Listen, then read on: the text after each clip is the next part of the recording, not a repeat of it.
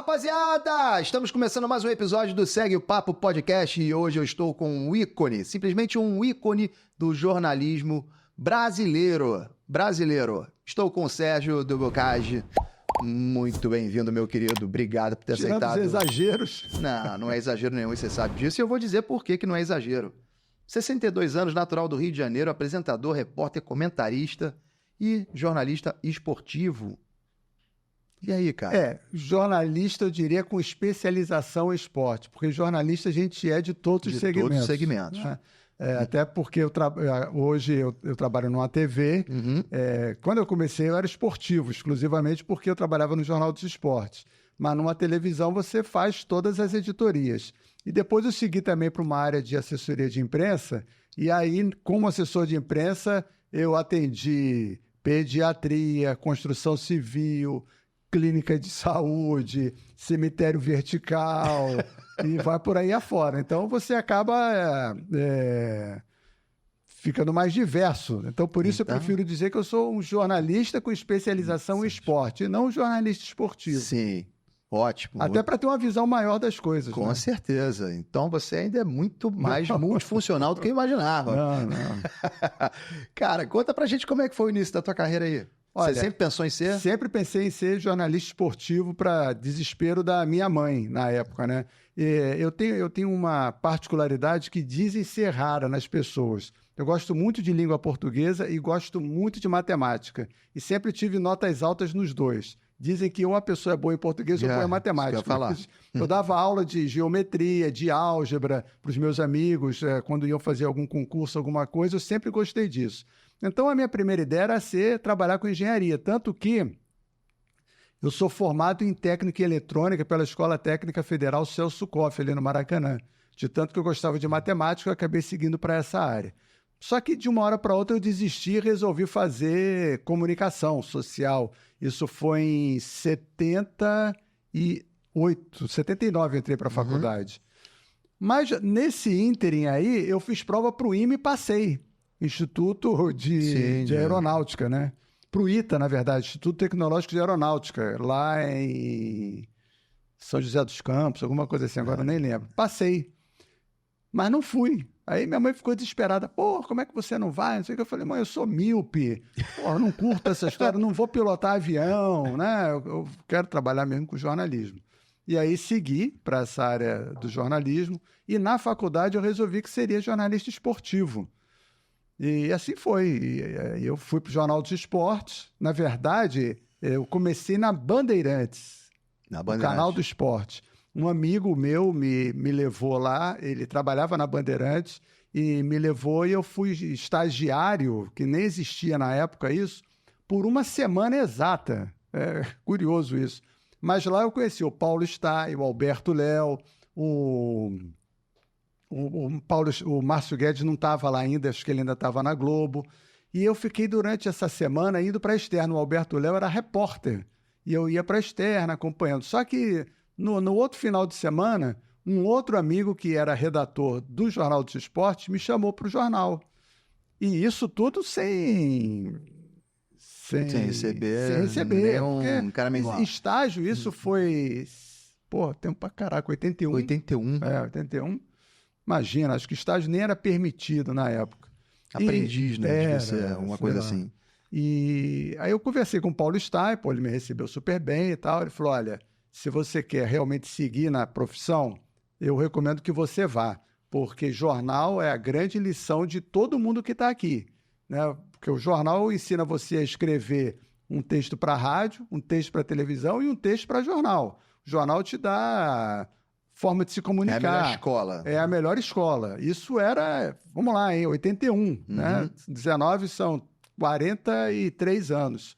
E aí lá fui eu para o jornal, acabei me encontrando com o Paulo Stein depois de novo na TV Manchete, depois de novo na TV Brasil. Acabou se tornando seu parceiro. Acabou se tornando um parceiro.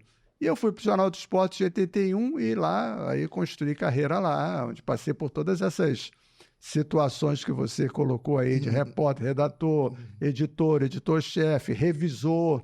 E Estou me alongando, não? Não, lógico que não. E aí, no Jornal dos Esportes, na época que era máquina de escrever, com papel carbono e outras coisas mais, eu tinha um cuidado extremo de levar as coisas que eu escrevia para os revisores, que naquela época tinha revisor, tinha um redator que pegava a matéria do repórter e dava o jeitinho dele lá, e tinha o revisor, posterior ao redator. E eu sentava ao lado deles e ficava ali olhando para ver o que eu podia melhorar de texto. Como eu sei até hoje, né? Teclar, na época, hoje é digitar, né? Mas datilografar usando os 10 dedos. Os 10 dedos? Né? Os 10 dedos. Então eu tenho velocidade para isso. Aí quando eles corrigiam o texto, eu levava de novo para a máquina, fazia tudo de novo para eu gravar aquele texto, como é que ele era mais bem escrito. E aí eu fui aprimorando o texto. E quando você teve esse pequeno embate, por assim dizer, com a sua mãe em relação a, você vai fazer isso? Não teve nem embate. Eu falei que ia fazer. Botou lá mesmo, vou fazer e vou fazer. Mas ali você já tinha uma referência ou... Nenhuma. Você quis fazer? Tinha uma referência, eu tive a possibilidade... Não chegou nem a ser uma referência, mas foi uma coisa que eu falei assim, pô, isso aí é legal, né? Eu tive a possibilidade de falar isso para ele, Luciano do Vale. Ele não acreditou muito na história, mas ela foi ver. Ele falou, pô, não é possível. Eu falei, pô, tô te falando. Antigamente tinha uma revista que saía no Jornal do Brasil, tinha a revista de domingo do JB, né? E saía uma reportagem com o Luciano do Vale, ia fazer Copa do Mundo e tal, e o Luciano contando que quando ele era moleque, ele narrava jogo de botão. Aí eu olhei, falei, pô, eu também narro jogo de botão. Então, acho que esse foi o meu primeiro start. Identificação. Né? Só que, pô, eu não sou narrador. A minha voz não permite isso e nem eu tenho esse pique de ser um narrador. Já narrei, por incrível que pareça, na TV, numa época que... Num dia, não foi época.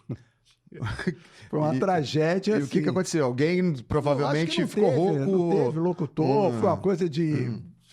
Foi um teste, eu nem me lembro, porque essa coisa não ficou na minha cabeça, não. Eu sei que eu fiz. E aí, essa matéria do Luciano me despertou para essa área, entendeu? Porque o meu negócio era matemática. Eu gosto até hoje. E tudo meu é numerado, tem essas coisas todas, né? E aí, eu acho que esse foi o start. Narração de jogo de botão, que eu adoro jogar também. Ah, entendi. Tenho até hoje meu time de botão. Tem até hoje? Tem até hoje. E continua jogando? Não, porque não tem com quem jogar, não tem mesa. Mas para você ter uma ideia, o meu... Mas era o quê? Galalite ou era aquele de plástico? Tem de tudo. Tem vidrilha, tem de plástico, tem de galalite, o meu time é misto. Tinha um que era também... Era de coco, não tinha um lance desse também? De coco eu nunca tive, era caro. Mas o meu time já era de uma diversidade, é termo que se usa muito hoje, né? Meu time é diverso, tem de todos os tamanhos e cores. Tem botão do Fluminense, tem botão do Flamengo, tem botão do Botafogo, tem botão do São Paulo, assim, nas cores, né? Aí, como identificação. Para você ter uma ideia de quando é esse time, eu era garoto, morava na rua Marquesa de Santos, em Laranjeiras, ali perto do Largo do Machado, na zona sul do Rio de Janeiro, para quem estiver vendo. E a gente tinha um campeonato de botão. E no final do ano, era a época do Francisco Horta. E o pau comia ali no campeonato, todo mundo jogava. Aí no final do ano tinha troca-troca dos botões. Entendeu? Dava o cara te dava 2 botões em troca. Negociação. O botão se destacou. Dependendo do campeonato, valorizava o passe. Um dos botões que eu tenho, que é do Fluminense, é verde, branco e vermelho, era o Pintinho, que era de um amigo meu que era tricolor, era o Pintinho. E eu dei 3 botões pelo Pintinho, que o Pintinho jogava pra cá. É sério isso, rapaz. Tem uns botões até hoje. Os amigos tinham trazido aqui. Pô, o campeonato de botão é maneiro. O meu atacante, o 7 é o Rummenigge. Pois é, bem diversificado, né? Pintinho, Rummenigge. Pintinho, Rummenigge, tem o Zico, é claro. Tem o Zico também? Tem o Zico. Pô, sensacional. Então, você começou estagiando no Jornal dos Esportes em 81 e cobrindo o Vasco, foi isso? Não, cobrindo juniores. Juniores. Porque quando eu cheguei lá, o editor era o José Medeiros. É um cara que é um pai para mim no jornalismo.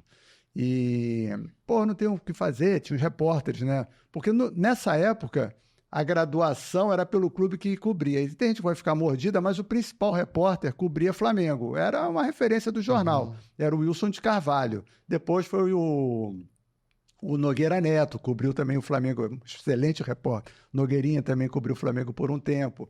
E um dia eu acabei chegando lá, virei repórter do Flamengo. Mas aí ele falou assim, pô, não tenho o que fazer e tal. Aí eu não me lembro quem foi, agora eu sou sincero com você. Pô, a gente não dá campeonato de juniores. que eram as preliminares do Maracanã. Eu falei, pô, vou fazer. Então eu cobri os 12 clubes, e sem verba. Mas aí tinha dias, eu saía de casa, eu morava em Laranjeiras, ali na Marquesa de Santos, pegava o 497, que era para Penha. Aí eu fazia os times da Zona Norte, fazia uns 2, 3 times de manhã, voltava para a redação, minha faculdade era à noite em Niterói. Voltava para a redação, fazia aquelas matérias ali, ia para o trabalho, ia para a faculdade. No outro dia eu ia para a Fluminense, que treinava ali nas Laranjeiras, eventualmente ia no Botafogo, às vezes ia no Flamengo, o Flamengo treinava na Gávea, fazia Vasco, fazia uma ronda nos juniores, né? Pegava trem, ia fazer jogo lá em Bangu, essas coisas todas. E com isso foi importante para mim, não só pelo ensinamento de cobertura, mas pelo conhecimento das pessoas. Então, assim... Acabou tendo relacionamento em todos os lugares. Eu conheci o Bebeto quando ele chegou do Vitória. Quando ele veio trazido pelo Flamengo. Antes dele ser contratado, inclusive, num treino da seleção de juniores que o Jair Pereira me convidou para ir lá assistir, porque ele sabia que eu cobria júnior, me chamou, fui lá cobrir. Conheci Gilmar Popoca, Romário, Giovânio, o Príncipe, e jogadores que passaram pelos clubes que se destacaram de forma brilhante nos juniores, mas que não tiveram espaço no profissional. E quando você também chegou no profissional, você já tinha uma relação. Já conhecia treinador, Sebastião Lazzaroni. Ou seja, enfim, um aprendizado. Foi uma escola que o Paulo Stein lá falou, pô, vai para o jornal que é uma escola para você. E quando você chegou para cobrir o Flamengo, como você então disse... Você falou do Vasco, desculpa. Então, um dos primeiros clubes que eu fui foi o Vasco. A concentração do Vasco era embaixo da arquibancada, que tem até hoje a arquibancada, mas era ali embaixo, era a concentração do Vasco. E fui recebido lá pelo professor Célio de Souza, que era o técnico do Vasco. Aremitas Lima, que depois, infelizmente, foi envolvido na história de Laranja, do Eurico, não lembra? Uma história dessa que passou por lá. E o seu Aremitas, né? Era gente boníssima, era um dos coordenadores na época. Isaías Tinoco, o Lazzaroni, Júlio César. Uma galera forte. Uma galera bacana. O Paulo Gione era psicólogo do Vasco nessa época. E aí eu comecei no Vasco, e por isso eu gosto muito do Vasco até hoje, porque eu fui sempre muito bem recebido lá dentro.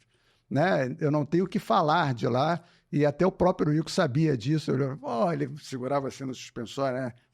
Sabe nada. E ele brincava com isso, falando, como é que tu pode dizer que gosta do Vasco? Eu falei, Eurico, eu gosto, por uma questão familiar, uma tia minha que era Vasco, né?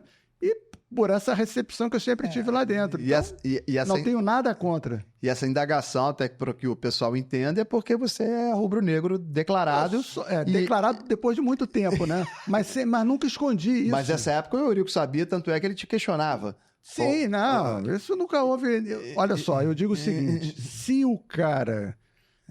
Árbitro de futebol tem time? Lógico que tem. Se não tiver um time, ser humano ele não vai ser árbitro de futebol. Ele não conseguiu ser jogador, ele continuou trabalhando, ele gosta de esporte. Para o cara ser jornalista esportivo, é evidente que ele tem um clube. Não há como. Eu não gosto de futebol. Eu vou cobrir só de onda, só para falar mal disso aí. Não existe isso. Agora, o que não pode... Eu estou aqui agora. Eu posso até fazer uma brincadeira, porque eu não estou aqui como jornalista. Sim. Né? Eu estou como numa entrevista informal, não aqui num podcast. Eu estou de CPF. Né? É isso, né? Isso. Eu, como jornalista, lá, sentado lá na TV, onde que é, quando eu fiz Rádio Globo, ou escrevendo no jornal, essas coisas assim, eu não posso ser apaixonado ali. Não pode ser tendencioso. Não posso ser tendencioso, porque quem está me vendo, primeiro que o jornalismo esportivo é o único que trabalha com paixão. Se bem que o político hoje também está trabalhando, né? Mas, enfim, é uma paixão diferente. O jornalista esportivo trabalha com paixão. O cara escolheu aquele time. E a partir do momento que ele escolheu aquele time e que ele tem esse amor, ele não aceita que você fale mal dele, que você desrespeite, minimize e outras coisas mais. Eu tenho essa plena noção. Então, ali eu não posso me manifestar de forma apaixonada. Porque na hora que eu falar, vamos supor, aqui, eu chego e falo alguma coisa, aí o cara tá vendo ali, esse cara falou uma besteira, ele não tem esse espaço para defender. O máximo que ele vai conseguir é deixar um comentário, fazer alguma coisa que não se compara ao tempo que eu estou tendo aqui, que eu tenho na televisão e nesses outros espaços. Então, eu sempre respeitei isso. Porque eu sei que do outro lado tem alguém apaixonado ouvindo o que eu vou falar. Então tem que ter uma cautela, né? Sem ter o mesmo espaço que eu, sem ter o direito que eu estou tendo. Então eu jamais vou fazer uma ofensa, uma brincadeira, uma piada de mau gosto, alguma coisa desse tipo, em respeito a isso. ponto. Agora, isso não significa que eu não tenha um clube de minha preferência. Aí cabe a quem está do outro lado ter essa visão também. Falou, pô, o cara... O pior é isso, né? Ele sempre vai achar que eu estou falando porque eu sou o Flamengo. Tá falando isso porque... Não, não é. É uma opinião. Quer dizer que o fato de eu ter um time significa que eu não possa ter opinião? Esse é um dilema que a gente pode conversar. Desculpa, deixa eu barrer 2 vezes aqui. Nada que a gente isso. pode conversar que as redes sociais transformaram essa relação quase numa questão de ódio e amor. Mais ódio do que amor, inclusive. Com certeza. Né? É uma coisa que eu estou até chateado recentemente por umas situações aí, mas, enfim, é do jogo. A gente tem de viver nas redes sociais, né? Também faz parte da profissão. Felizmente, hoje em dia Pulei tá tua aí... pauta aí direto. Não, mano, tem essa aí. Hoje em dia, o pessoal se esconde muito através de perfil fake e Também, haters. pois Aí, isso aí tem que levar adiante e não esquentar a cabeça com isso, não. Agora, quando você dá opiniões a respeito do Flamengo, você muitas das vezes também criticou o Flamengo, Lógico. mesmo sendo flamenguista, quer dizer. Então tem coisa mais Na época do Jornal de Esportes, eu fiz matérias que, expuseram o Flamengo de forma bem forte.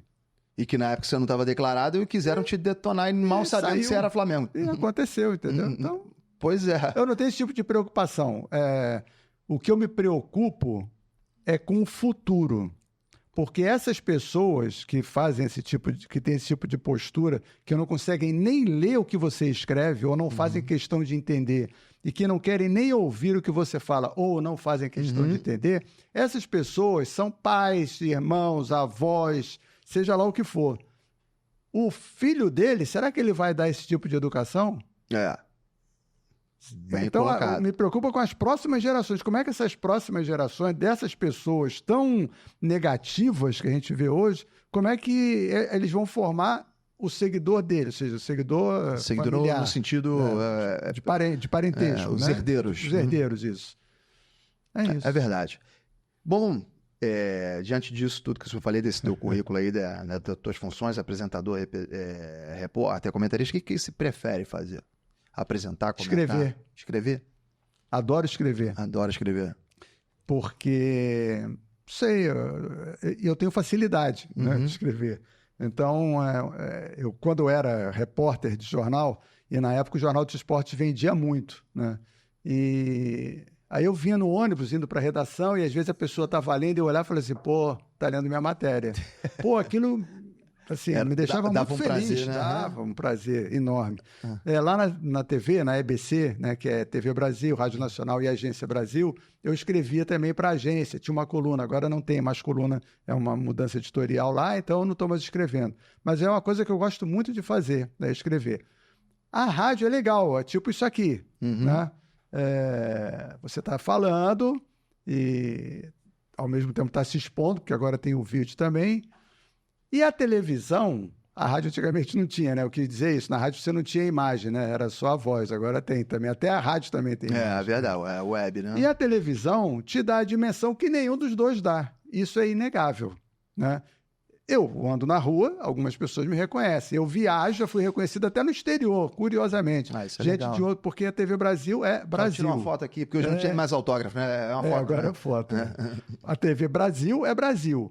E a mesa redonda, que não é mesa redonda, né? É a mesa de debate, porque a mesa redonda é uma marca registrada, não se pode mais usar. A mesa de debate, se na época da narração do Januário de Oliveira, então, porra, que era um monstro sagrado, né? Quando você faz a postagem do Januário, bomba até hoje, tive esse orgulho de ser o repórter do Januário na TV Brasil nessa época de ouro do nosso futebol, né? Depois ele foi para a Band com o Adson Coutinho. Mas essas transmissões, e o fato de eu ter entrado em 87 apresentando a mesa redonda, quando o Januário, a mesa redonda na mesa de debate, quando o Januário teve um problema de saúde, teve que se afastar, então 87 são 13 anos, 35 anos atrás, é isso? Fazendo a conta rápida? 37 anos 37, atrás, que é o tempo que eu vou fazer de programa, né? Eu faço 40 anos de TV esse ano, e na mesa 36, que eu não estou mais lá. Mas, enfim, esse pessoal me via e guarda essa memória afetiva, dos videotapes das noites de domingo e eu sou um deles, inclusive. E eu convivo com isso super bem, não significa que eu seja velho, que eu comecei novinho. Você disse, eu estou com 62, né? Então, essa memória afetiva dessas pessoas que não são do Rio de Janeiro, que são de outros estados, que viam, e aí passa a me ver e fala, pô, tu é... Foi no carnaval, eu fiquei até emocionado com o cara, porque eu estava passando assim ali na passarela, e aí um guarda municipal me chamou pelo nome, Sérgio. Aí eu olhei, pô, o cara todo paramentado, né? Todo... Aí chegou e falou assim, pô, cara, eu nem acredito que estou te conhecendo, porque... Aí ele falou dessa história do sentimento, né? Ele falou assim, você é minha memória de infância. Mas eu vi os jogos com meu pai, pô, o cara todo fardado. Tomou até um susto. O que eu fiz? Não tô preso, né? Pô, posso fazer uma foto contigo? Eu falei, claro, cara. Pô, imagina, uma alegria para mim, né? Então, são essas respostas que a gente tem do público que mostram que, graças a Deus, eu segui um caminho bacana. Nossa, né? Fiz uma construção. Eu também tenho essa memória afetiva muito forte. Porque na época que a gente é garoto, né? Ficar um sacaneando o outro, né? Era tricolor. O futebol é isso. Flamengo, Botafogo, Vasco. Aí, quer dizer, a gente viu domingo e chegava segunda-feira. Os jogos eram bons, os times eram bons. E eu estava de manhã, quer dizer, aquela época, pô, do Januário mesmo, de Túlio, Romário, Renato, né? Valdir, Bigode. As capas do Jornal dos Esportes provocando. Hoje em dia não se pode falar nada. A gente comprava cá, esfregava, deixava na mesa do... Enfim, era uma época assim que... Bem marcante. Bem marcante, e você fez parte disso aí. Me conta aí da tua experiência aí na Olimpíada de Seul. 88. Foi punk, porque acho que foi minha primeira viagem internacional. Não me lembro se eu cheguei a fazer outra, acho que não. E acabei sendo escolhido pelo jornal para ir para lá e fui sozinho para Seul. Sozinho? Fui o único repórter do Jornal dos Esportes. E fiquei numa vila olímpica, hospedado num apartamento de 3 quartos, junto com a equipe do Jornal do Brasil, que era o Vicente Sena e o Teixeira. Evandro Teixeira. Desculpem, Evandro Teixeira. Pô, o cara é um ícone da fotografia, né? Eu sou muito mal de nome, Evandro Teixeira. E a gente ficou, assim, 22 dias lá. Caramba! Trabalhando. E tinha uma vila olímpica para a imprensa? Só para a imprensa, que depois, que nem fizeram a Vila do PAN, fizeram lá, né? E era pertinho da Vila Olímpica. E tinha a Vila da Imprensa, a gente ficou lá. Refeitório, enfim, tinha tudo incluído nessa questão. E foi uma cobertura fantástica, assim, um aprendizado enorme. Lá eu tive a oportunidade de ter um convívio maior com o João Saldanha, que era colunista do JB e fazia pela TV Manchete, e a gente estava sempre junto na sala de imprensa. Márcio Guedes também convivi lá na Olimpíada, tive uma proximidade maior com ele em 88. Foram amigos que eu, assim, me aproximei mais curiosamente lá em Seul. Longe pra caramba, entendi. né? Do outro lado. Que é legal, né? Porque você tá longe, já acaba aproximando mais, né? Tive situações bem interessantes, como fazer a foto do Ben Johnson cruzando a linha de chegada. Eu tinha uma câmera, eu usava uma câmera que era minha, pessoal, e a lente era do tamanho desse microfone, era uma 200 em zoom, ou seja, porra, a qualidade, se você vira as de hoje, o celular acho que tinha mais qualidade que a minha câmera da época, né? E eu com aquilo pendurado e com a minha credencial de repórter, deixaram eu entrar no fosso. E lá fui pro fosso, fiquei ali debaixo vendo, lá veio um Ben Johnson, fiz a foto. Claro que não foi publicada, porque eu estava em Seul e não tinha como mandar a foto pro jornal. Outra a foto época, ficou para mim. A foto ficou para mim. Mas eu publiquei depois em livros e outras situações, eu tenho essa foto publicada. Então eu tenho essas situações bem... curiosas de lá, dormi escrevendo por conta do fuso horário, saí escrevendo, sonhando, escrevendo na máquina assim, acordei, papel todo esquisito, não sabia nem o que tinha escrito ali. 13 horas de diferença. Diferença, né? Foi um aprendizado. 22 dias. Então, a gente acordava e o Ben Johnson, para mim, era medalha de ouro. Aí, no dia seguinte, quando eu acordei, eu fazia um boletim para a TV, pelo telefone. Aí o Dival Santos, que era o diretor, falou assim, aí, vou falar do Ben Johnson que perdeu a medalha. Eu falei, que Ben Johnson perdeu a medalha? Tirei até a foto. Durante a noite, lá, que era dia no Brasil, 13 horas, né? ele caiu no doping, aquela história toda, pô, tive que sair. Aí eu falei, pô, peraí, Dival, não tô sabendo de nada. Aí fui na rua, porra, só jornal coreano, não tinha nem como ler aquilo, né? Aí eu voltei e falei, pô, me passa o que que é pra eu... E passa de boca, porque não tinha telefone, não tinha como falar, né? Então ele me passou a informação para eu passar a informação no pelo telefone. Se tivesse Instagram, tinha postado tudo, aí Ben Johnson, ouro. Não, na época era Telex. Você conheceu o Telex? Não. Não, pois é. Foi antes do fax. Foi antes do fax. Fax você conheceu. Fax, sim. Então, o meu era Telex, aquela fita que batia, fazia um furinho. Então deu tempo de não...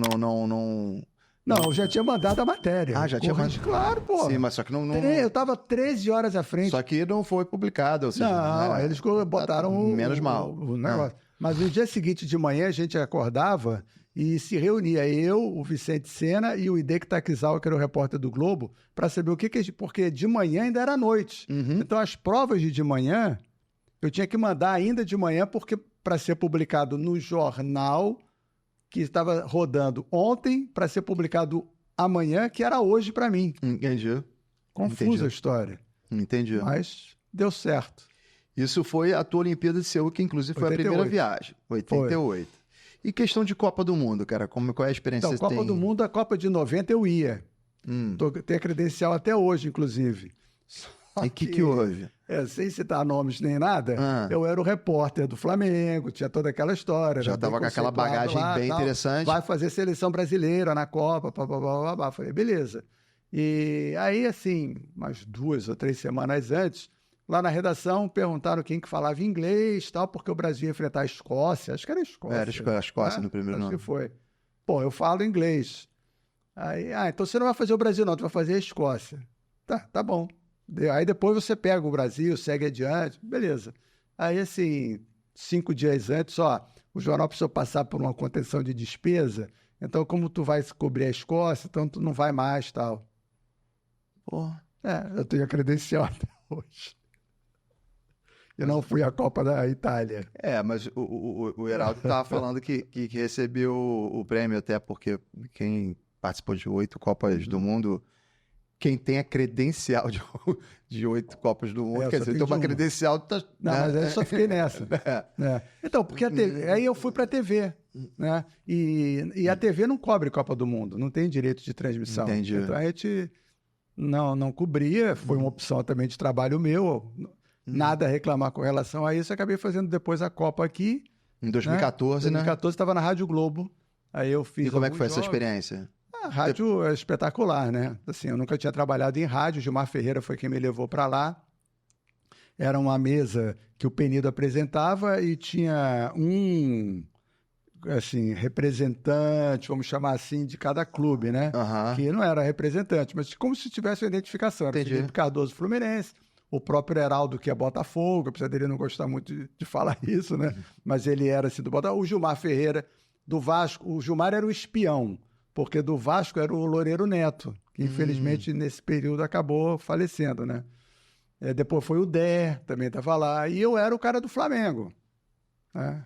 Então foi, assim, uma experiência muito bacana, assim. Rádio cara, Globo, você sempre conviveu com uma galera, um super time, né, muito. Cara? Isso é uma coisa que eu agradeço, porque eu tive a possibilidade de trabalhar com nomes do jornalismo esportivo que são marcantes. Para começar, né, lá na TV. Eu me lembro bem quando eu comecei substituindo o Januário, que já era o cara, né? Então eu já trabalhava no campo com o Januário, Chirol, Gerson, né? Luiz Orlando, alguma coisa, assim, um pouquinho do Luiz Orlando, comentarista, e o José Inácio Werneck. E o outro locutor era o Márcio Martins, que depois foi para o Sport TV, acho que ele mora no Paraná agora. Então essa era a equipe de transmissão. Na mesa, Sérgio Noronha, Luiz Mendes, Rui Porto, Zé Inácio Werneck, né? Trabalhava na mesa. Aí vinha um convidado, o Gerson, eu, Chirol. E aí aqui tinha Sérgio Cabral Pai, Roberto Porto, Washington Rodrigues, era isso. Pô, é só... Tá bom, né? Só fera braba, né? Só fera, né? Aí depois eu tive o convívio com Márcio Guedes, Paulo Stein, Alberto Léo. Na rádio tive com essa galera toda. Pois é. Jornal, eu tive mais uma turma, assim... Jornal é menos conhecido do grande público, né? Ainda mais nesses anos 80. Mas em jornal eu trabalhei com gente de muita qualidade. Você trabalhou na seleção brasileira do jornalismo, cara. E convivia no Maracanã com essa turma, né? Então, assim, hoje, lá na rádio, são pessoas que marcaram na rádio. O Valdir Luiz, o Mário Silva, a Astrid Nick, que é uma repórter da Rádio Nacional, muito antiga lá. Quem ouve Rádio Nacional lembra da voz da Astrid, uma voz bem marcante. Então, assim, eu não tenho que reclamar da minha profissão, não, da minha carreira, não. Já que você falou do Apolinho, cara, porque eu vi uma entrevista tua que você falou da história do Apolinho que eu não conhecia até então, mas eu queria que você compartilhasse. Dos Setentões? Foi uma entrevista para os Setentões? Qual delas? Agora não vou me recordar, mas eu lembro que você falou de onde surgiu o apelido. Apolinho. Então, eu era repórter de TV e quando eu entrava no campo para fazer a entrevista, você ia carregando aquele cabo, né? E na época, eu não sei em que ano foi isso, a Rádio Globo comprou uma maletinha que o repórter colocava nas costas e aí não precisava do cabo. Aquela maletinha gerava o sinal e ele ia só com o microfone. E aquela maletinha foi usada pela NASA na missão Apollo. Foi uma parada dessa. Então a Rádio Globo, na verdade, tinha os Apolinhos, que eram o Denis Menezes e o Washington Rodrigues. Sendo que o Denis Menezes era o Trepidante Internacional. Um monstro também. E aí virou o Trepidante Internacional, ele ficou com essa. E o Apolinho adotou o Apolinho. E tá aí até hoje, né? Um gênio. Um gênio. Washington Rodrigues, grande. E eu te pergunto o seguinte, vamos lá, você falou da Olimpíada de Seul, da Copa de 2014, ter trabalhado com essa galera fortíssima. E qual foi a tua maior emoção no exercício da função? Assim... Quando você, tipo assim, mexeu comigo. Teve momentos marcantes, assim. Imagino que tem vários, né? Quiser falar mais de um, fica à vontade também. Porque você que curte esporte, você tem seus ídolos, né? Tem algumas coisas Isso marcantes. Eu vou te perguntar, se já quiser adiantar... Não, mas se você está perguntando de momentos marcantes, eu tenho que citar isso, né? Já pode matar dois coelhos com uma cajadada só. Eu cobria juniores para o Jornal dos Esportes. E o Fluminense tinha um zagueiro que era fera, Alexandre Torres. Aí tô eu lá, desculpe. Nada. Tô eu lá na arquibancada das Laranjeiras, né, vendo o treino e tal. Aí eu falei, pô, Alexandre, queria fazer uma entrevista contigo. Ah, beleza. Aí tô eu lá entrevistando o Alexandre Torres e chega o pai. Porra, o pai do Alexandre Torres era o Carlos Alberto Torres. Aí tu fica Capita. Assim, falou, caraca, é o Capita. Porra, o Capita virou um amigão meu, né? É o outro que eu convivi, né? Então, aquilo eu não esqueço disso, né? O dia que eu conheci o Carlos Alberto Torres entrevistando o filho dele. Outro, pelo Jornal dos Esportes, cobrindo Fórmula 1, conheci o Senna, né? Entrevistei o Senna. Assim, naquela época não tinha selfie, então eu não tenho um registro de imagem, tenho só segurando o microfone, né? Mas registro meu com o Senna eu não tenho, enfim. Mas tá aqui. Tá aqui, E aí eu tava, e naquela época na Fórmula 1 você entrava no boxe, à vontade, né? Não tinha nenhum tipo de problema. E aí eu conheci o Gilles Villeneuve, que é o pai do Jacques Villeneuve. Também foi assim, porra. Uma emoção. Gilles Villeneuve era um cara muito louco na pista, né? Esse foi outro. Emerson Fittipaldi, que era o cara também, Copersucar, cara, aquelas coisas, então... Aí tu vai buscando, aí tu chega no Flamengo. Aí o Flamengo, eu cobri a venda do Zico em 82, lá, 83, né, quando ele foi para a Udinese. Mas isso aí já não foi emoção, isso foi uma frustração, então. Não, assim, era do jogo, né, não tinha como. Mas, enfim, eu não me lembro do primeiro dia que eu vi o Zico, não me lembro, né? Mas eu me lembro do primeiro dia que ele me ligou. Sim, eu estava num shopping Aí tu olhou assim, olhou... em Vila Isabel, então, o número não era nem salvo, mas eu sabia do número dele, mas eu não tinha salvo, mas por que eu vou salvar o número do Zico no meu telefone? Aí tocou o telefone, eu olhei, eu falei, pô, acho que eu conheço esse número. Aí atendi, aí, Bocage, aí eu olhei de novo, falei, quem é? É o Zico. Pô, eu falei dele, ó, agora há pouco, ó, Mário Silva. É o Zico. Eu falei, palavra de honra, eu falei, pô, tu tá ligando o meu celular? Aí ele falou assim, pô, tem algum problema? Eu falei, não tem problema nenhum, só que eu não estava esperando. Porra, é uma surpresa para mim e tal, enfim. E aí, até hoje, o Zico é muito engraçado, né? O Zico é uma pessoa espetacular. Sensacional. Assim, e quem tem uma imagem do Zico, jogador, blá, blá, blá, blá, não conhece o Zico na sua rotina. O Zico é muito engraçado. Os irmãos todos, né? São muito engraçados. E eu até hoje faço para o Zico, de coração, a apresentação lá da Copa Zico, aquela Copa Brasil-Japão. Que teve agora aí, né? Tem todo ano. Eu sou o mestre de cerimônias dele. Legal. Aí ele fez assim, pô, eu não posso ir lá na TV todo ano, não sei o que e tal, mas tu pode vir todo ano aqui. Aí você vem aqui, eu te dou uma entrevista. Tá bom, o trato tá ótimo. Pô, esse contrato tá ótimo.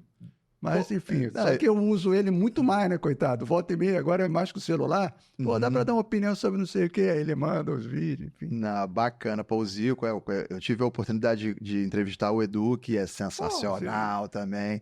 Conheci... O Edu fala que eu sou assessor de imprensa dele, né? E aí eu falo para o Edu, não fala pro Zico não, mas eu gosto mais de você. Porque o Edu é pequenininho, é gente boa, divertido. Ele é demais, cara. Ele é muito contador de história. Mas o Zico também, né? Tem esse lado contador de história também, né? O Zico é muito engraçado.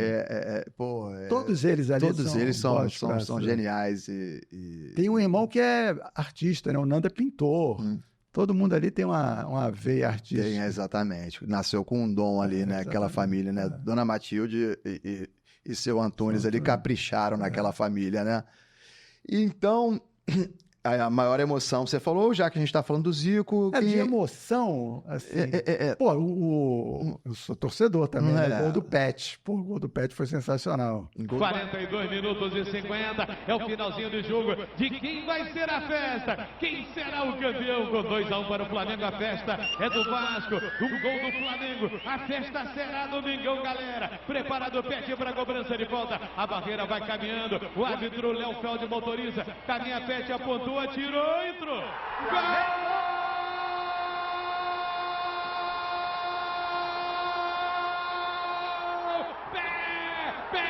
Pet comete de falta lá no ângulo esquerdo, botou a barreira, andava e ele faz esse Maracanã explodir. Gol do Pet, superou o gol do Gabigol?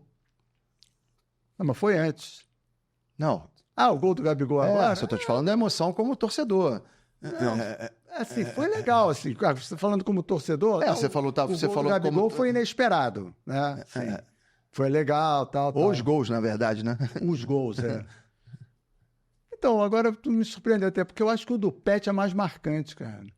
Porque eu tava no Maracanã, 2-1, já estavam gritando, é campeão. Aí, de repente, o Pet arruma aquela falta... Eu vou... Ali, não sei se você estava lá. Tava. Mas a explosão de emoção que foi no Maracanã, e o jogo foi no Maracanã. Sim. Contra o Vasco. Contra o Vasco. Rival. Exato. Eu estava nos dois, né? Eu estava no Maracanã e em Lima. Até então, por mais que seja um campeonato carioca, sem querer menosprezar o campeonato carioca, mas a gente sabe, a importância do campeonato carioca, de uma Copa do Brasil, do brasileiro, da Libertadores. Não. Pela grandeza, realmente. Muito embora fosse um tricampeonato também, né? Mas até então tinha sido a minha maior emoção. O gol do Pet. Entendeu? E continua sendo a minha maior emoção no Maracanã. Isso é fato. O Flamengo já foi campeão brasileiro ali com o Ronaldo Angelini, 2009, mas do gol do Pet. O gol do Rondinelli também é um gol muito marcante. Mas aí eu não era assim. O gol do Rondinelli é tão marcante que no DVD do Zico, de gols do Zico, tem o gol do Rondinelli. Sim. O DVD é de gols do Zico. Zico tem o gol mas tem o gol do Rondinelli. E o gol do Rondinelli, você pode me dizer melhor do que ninguém, aquele gol ali, ele significou mais do que o título carioca. Sim, foi o início de uma geração. Né? Pois é. Pois é. O Zico bater a falta, quer dizer, se aquela bola ali não entra, eu não sei. Zico bater escanteio, que nem era eu não sei raro. se aquela bola ali não entra, eu não sei se a geração... Talvez não tivesse permanecido. Todo mundo embora. Exatamente. Então foi o gol. Agora o gol do Gabigol, aliás, os gols do Gabigol pra mim... principalmente o segundo. Foram, eu tava lá em Lima, sem água. O que não faz dele merecedor da camisa 10? Você acha que não? Nenhuma chance. Nenhuma chance? Fui contra, falei pro Landim. Errou, hein? Mas ele pediu, e daí? Ele pediu. E você acha que essa derrocada dele aí... Começou ali. Começou ali? Basta ver o ano passado dele. Inclusive... Dele e de tudo, né? Inclusive, teve um problema recente aí, sério. O que você acha disso aí? Desse envolvimento com... desse negócio aí suspensão, né? do doping. Então, eu acho exagerada 2 anos, mas diz que a legislação faz isso e tal. Eu acho que teve um pouco de peso na caneta do oficial lá do controle de dopagem, né, de toda a situação, porque pelas notícias que saíram depois, que o médico pediu para não fazer, porque ele já tinha começado o exercício, então não podia parar o exercício para fazer o exame tem que ser feito antes do atleta estar em atividade. Tinha imagem de câmera dizendo que ele chegou antes ao Ninho do Urubu, que ele já tinha começado a trabalhar antes, porque ele estava em recuperação de lesão, para voltar ao time. Então, se isso tudo não foi levado em consideração pelo oficial do controle de dopagem, não sei. Para isso tem os juízes aí para julgar. Ao mesmo tempo, a gente sabe de determinadas posturas do Gabigol, de que forma ele recebeu o cara... que ele distratou a equipe. Então, é tudo no disse-me-disse, né? A gente não está aqui para dizer que ele fez isso ou não. E o próprio julgamento ter dado um resultado de 5-4 já demonstra que não é bem assim. Né? Se fosse 8-0, 9-0, enfim, né? Mas foi 5-4. Então, mas, assim, para ele é bom tomar o susto, né? Para ver que a banda não toca de acordo com o que ele quer. A banda dele pode até tocar, mas a banda do futebol em si, da estrutura, da organização, demonstra também, de uma certa forma, um descompasso ali na administração interna do Flamengo. Como é que o Flamengo permite que um jogador trate assim um oficial que vai ali a trabalho? O Gabigol, porra, calma aí, não é assim, vamos lá, vamos acompanhar. Você responsabiliza um pouco a diretoria. E o Flamengo também. E aí eu acho que, já falei sobre isso, ele deveria ser multado pelo Flamengo, porque expôs a imagem do clube, os patrocinadores. Como é que o Flamengo tem um jogador suspenso, né? Nesse momento que a gente está falando, suspenso por 2 anos por desrespeitar uma legislação de doping? Isso para o Flamengo é ruim. Sim. Né? É uma imagem, né? Fere o clube. Principalmente ele, por ser o principal. O torcedor, independentemente de estar no banco hoje, mas é o principal jogador, se você for falar, né? É o 10. O torcedor fica, pô, aí, teu jogador fugiu do doping, né? Entendeu? Então tem uma série de outras questões. Eu acho que ele, Gabigol, Gabi, Lili Gabi, sei lá, né? Ele se acha acima de tudo. Por isso ele veio pedir para usar a camisa 10. Né? E para mim ele não é merecedor de camisa 10. Você chegou a falar com o Landim diretamente. Falei na época. O que o Landim falou? Não, mas pô, ele é o cara, pô, herói. Sim, o Nunes foi artilheiro das decisões e nunca usou a camisa 10. Ah, tá bom, o Zico usava na época, mas ele nem cogitou, né? E quando o Zico parou de jogar, quem é que vai ser o novo camisa 10? Teve gente que se recusou a jogar. Mas você também não é a favor da aposentadoria da camisa 10, não, né? Nunca, não. Mas isso aí eu acho também... Assim, quem poderia ser o 10 hoje do Flamengo? O Arrascaeta. Mas já fixou tanto da 14 que... E parece que prometeram a ele. Ah, teve isso? Teve isso. Quando ele veio do Cruzeiro, né, era o Diego. O Diego saiu, seria ele o camisa 10. Acho que ele já comentou sobre isso. E aí deram para o Gabigol. Ele ficou na dele, seguiu com a 14. Mas era o cara, né? Um camisa 10 clássico, tradicional, pela forma de jogar, a posição que ocupa no campo e tal.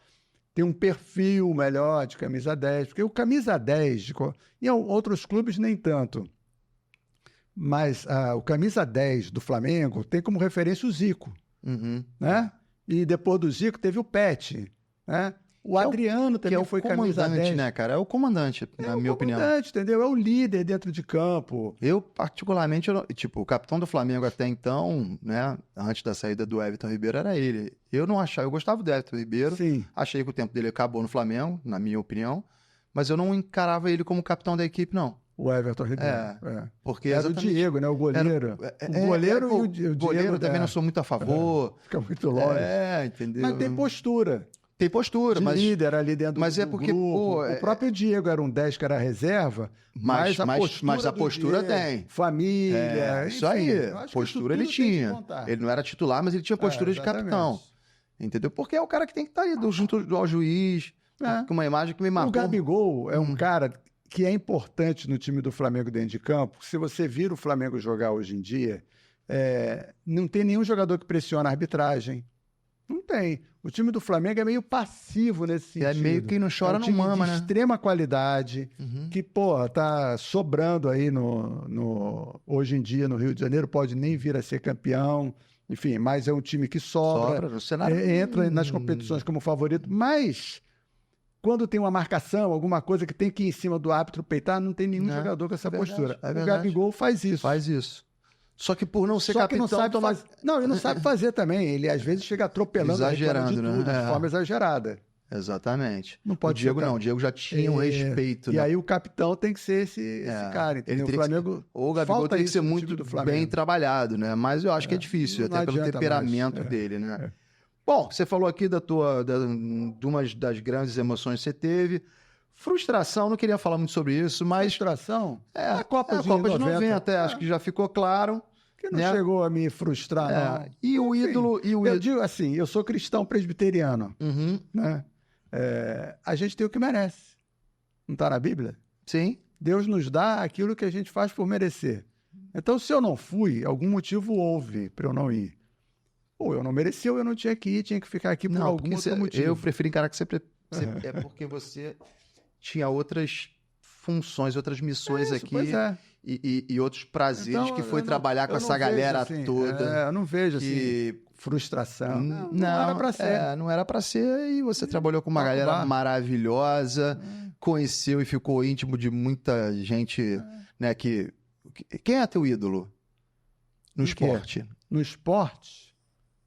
Porra, eu não tenho como não ser o Zico. Então, o cara te liga. Agora, o meu segundo ídolo... Assim, isso aí, pra mim, é uma Copa do Mundo. Sabe quem eu gostava demais da conta? Do Roberto Dinamite. Diziam que era um cara sensacional, né? Muito, gostava muito dele. O Heraldo estava aqui um dia desse, falou que ele era um cara assim... Muito gente boa. Vasco, né? Mas era assim, era um ídolo pra mim. Até porque você vai dizer, fala sério, no futebol eu jogo de goleiro, né? Mas quando eu me arriscava na linha, eu nunca me imaginei um Zico, porque eu não sou de armação, não tenho habilidade e tal. Eu gostava de ser como o Roberto, dentro da área, fazendo gol. Não tinha qualidade dele, não. Dava aquele balão dentro da pequena área? Não, sem chance. Muito longe disso. Mas apesar de ser Flamengo, eu não me via como o Nunes, apesar da minha qualidade ser mais para Nunes do que para Roberto. Mas eu gostava de me sentir como o Roberto, artilheiro, né? Essas coisas daqui assim. Que eu resolvo. Daqui que eu resolvo. Batia falta também? Não. Longe de qualquer um deles, mas era a minha referência. Entendi. E aí o Roberto virou um amigo também, e na minha família eu tinha uma tia, que era a minha tia mais querida, que era Vasco, e quando ela estava muito doente, uma vez eu encontrei o Roberto, e ele não só deu uma camisa para ela, que infelizmente... Sumiu. Eu não consegui recuperar essa camisa. Sumiu. Não sei o que houve. Quem levou. E ele ligou para ela e falou com ela uma vez, né? E a minha tia dizia que era Vasco por causa do Ademir e depois por causa do Roberto. Né? Então era um ídolo que eu tinha, assim, era... Saudoso assim, Roberto. Um cara que eu convivi. Há escalas de ídolos, né? Carlos Alberto Torres era um. Que foi aquela emoção que você estava querendo entrevistar assim, o filho. Eu vejo muito também pelo lado de ter conhecido. Assim, eu não convivi com o Pelé. Eu entrevistei o Pelé algumas vezes, conheci o Pelé. Eu não posso dizer que o Pelé foi um ídolo. Assim, não é uma heresia, né? Não, Veja bem, eu estou colocando nesse sentido da proximidade. Claro que o Pelé é um ídolo. Pô, o cara ganhou Copas do Mundo. Eu era moleque quando vi ele ganhar a Copa de 70. Mas eu não tive uma proximidade maior. Então, por isso que eu digo que a idolatria tem escala. O Ayrton Senna. Pô, lógico que o Ayrton Senna é um ídolo. É uma referência. Escolhe, né? Você se identifica. Mas eu não tive proximidade com ele. Então, acaba que, por você ter uma proximidade maior, essa possibilidade de se aproximar de um ídolo, que foi o Zico, né? Porra, eu tenho que dizer que é o Zico. Pois é, isso daí é o que eu falo. São prêmios que a tua carreira, né? Assim, Romerito. Te deu. Adoro Romerito.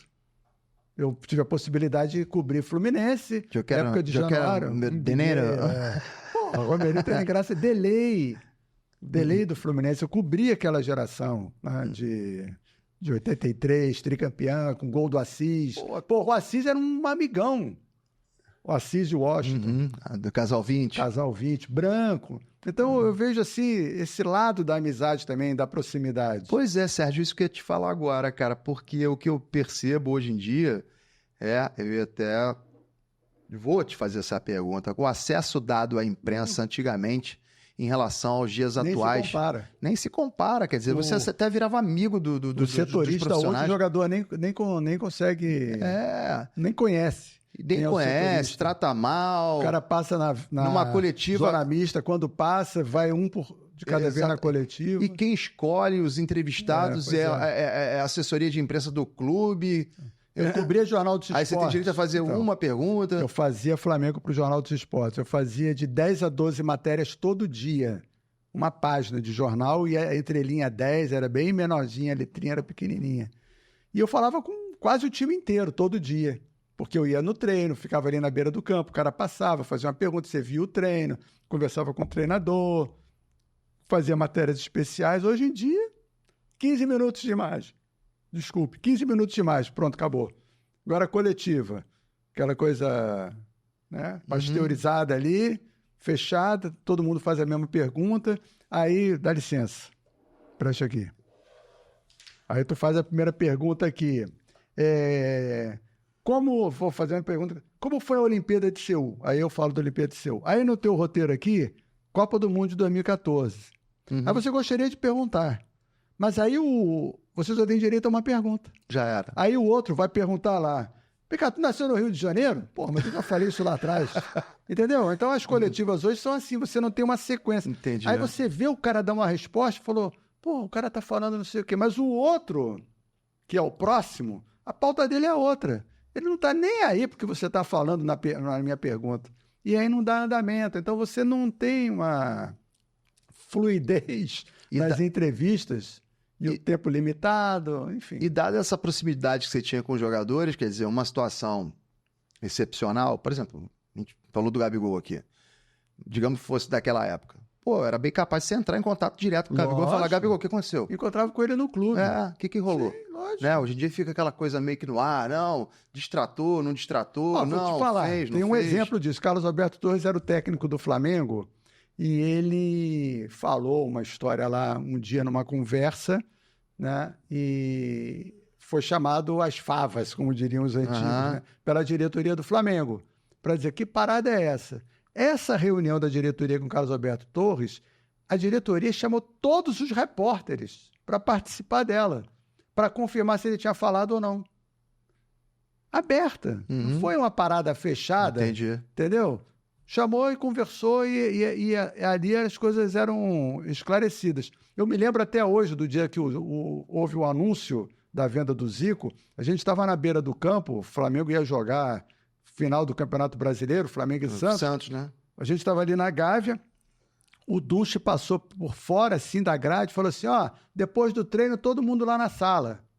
Eu soube dessa história. Aí todo mundo foi lá para a sala dele depois do treino e falou, o Zico vai ser vendido. Aí tu fica assim, porra, como é que o Zico vai ser vendido? Entendeu? Então era assim que funcionava. O Heraldo me falou dessa história aí. Ele estava lá, não me lembro se ele estava lá, eu sei que eu estava. Eu não sei se ele cobriu o Flamengo nessa época. Mas surpreendeu, né? O que aconteceu, não sei o que e tal. Aí eu não me lembro que acho que dobrou, no final das contas, o valor, né? E acabou indo, sim, né? O Zico tinha que ser vendido na época para o Flamengo ganhar alguma coisa, porque pela legislação ele ganharia passe livre, tinha uma situação toda dessa. E ele já estava foi 83, então ele já quase 30 anos.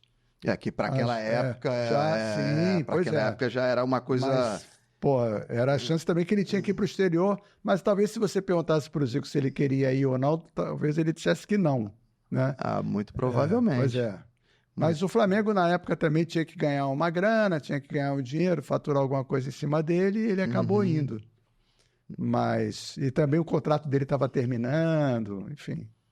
Tem várias versões aí sobre isso. Pois é, mas que surpreendeu, né? Sem dúvida alguma, né? E o Flamengo ficou anos aí tentando descobrir. Aí, na época, foi feita uma eleição entre os jornalistas. Quem deve ser o novo camisa 10? Leandro.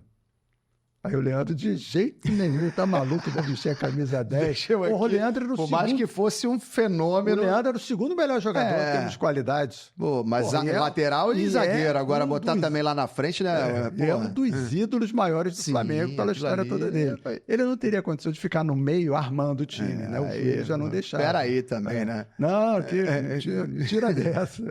Iam botar o peixe frito a no meio desse... votação ali foi o Leandro. Depois falando do Adílio. O Adílio também não quis ser camisa 10. Nem me lembro com quem ficou. Ficou pulando de gente, de jogador em jogador, né? Até que o Zico retornou, né? É. E hoje, Sergião, como é que você... O que você está desempenhando? Eu sei que você tem seu canal lá. Eu tenho um canal no YouTube, né? Que eu estou tentando até reativar agora. Fiquei meio desligado disso. Eu estava tô na Mas TV fala aí Brasil. pra galera que a gente vai colocar aí no... Pitacos do Bocage. Pitacos do Bocage. Vou lá. Depois a gente pega todos os detalhes para colocar na edição. Alguns projetos novos aí para serem colocados no ar. Espero que dê certo. Mas redes sociais, sem dúvida alguma, é um caminho, né? A gente vai divulgar tudo isso que é o espaço que você tem hoje diante da, não digo falência, mas da redução drástica, né? De emissoras de rádio, jornais impressos, enfim, das próprias redações. Hoje o repórter escreve para 3 órgãos ao mesmo tempo, né? Fabrica para tudo quanto é lugar, então você reduziu muito as redações. E aí o pessoal está partindo... Se você vir coletiva de clube, quando o assessor chama lá, fulano de tal do blog tal, fulano de tal do canal não sei o quê, você vê que quase ainda tem todas aquelas as perguntas são feitas por esses influencers. Exatamente, né, dos fora os ex-jogadores de futebol que hoje, né, também são comentaristas. Comentaristas, então ocupar esse espaço. O Sport TV agora está recuperando, colocando jornalistas de formação. Mas fala aí do teu canal, fala da tua pretensão de... assim, a pretensão eu não vou muito longe não, porque a coisa está sendo construída. Está sendo construída. Tá. Mas o canal está lá, né? A gente está tentando trabalhar. Eu tenho o meu Instagram, que é o @Sérgio do Bocage. Vamos de vez em divulgar. quando eu coloco alguma coisinha lá que o gera um burburinho. Mas você pode ter certeza que eu não faço para provocar, não. Eu faço com o intuito de informar. Lógico, né? Pô, você é jornalista, pô. Eu não estou de zoeira. Eu não estou fazendo zoação ali. Quando eu coloco, o pessoal fala muito assim, outro dia alguém falou, porra, tu fala pra caraca, mas o Flamengo não pagou, não foi rebaixado em 33.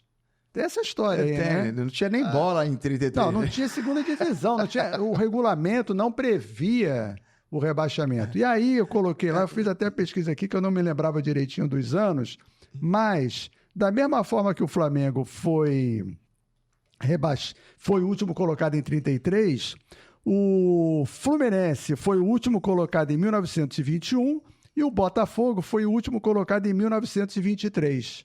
Mas só falam do Flamengo. E não foram rebaixados, mas só falam que o Flamengo não foi. Por quê?